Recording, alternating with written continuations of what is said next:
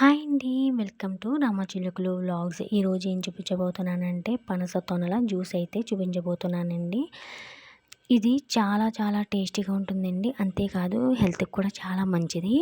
So, మనం బయట తెచ్చుకునే బాదం పాలు కంటే కూడా ఇది చాలా చాలా టేస్ట్‌గా ఉంటుందండి. ఒకసారి మనం ఇది చేసుకొని తాగామంటే అస్సలు వదిలిపెట్టము. మళ్ళీ మళ్ళీ చేసుకోవాలనిపిస్తుంది.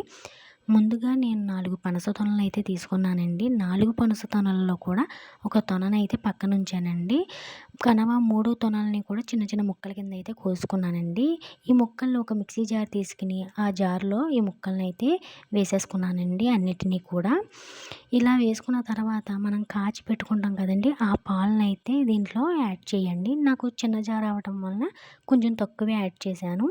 దీంట్లో 2 స్పూన్స్ షుగర్ ఏసానండి. అంటే మీకెంత టేస్టీగా ఉండాలో అంత షుగర్ అయితే వేసుకోండి. నేనైతే 2 స్పూన్సే వేసానండి. నేను మళ్ళీ మిల్క్ కూడా ఇంకా ఎగస్ట్రాగా యాడ్ చేశానండి. అంటే మీకు చూపించలేదు గానీ బయట మళ్ళీ విడిగా యాడ్ చేశాను. నాకు అంటే పాలు కూడా బాగా తక్కువ అవ్వకూడదు. అలాగని బాగా పలచగా కూడా అవ్వకూడదండి. మిగిలిన ఒక తొన ఉంది కదండీ! అది చిన్న చిన్న ముక్కల కింద కోసుకొని ఈ విధంగా అయితే నేను గ్లాస్‌లో అయితే వేసుకున్నానండి. సో, ఇది చాలా చాలా టేస్టీగా ఉంటుందండి. చాలా బావుంటుంది. మీరు ఒకసారి ట్రై చేసి నాకు కామెంట్ అని చేయండి.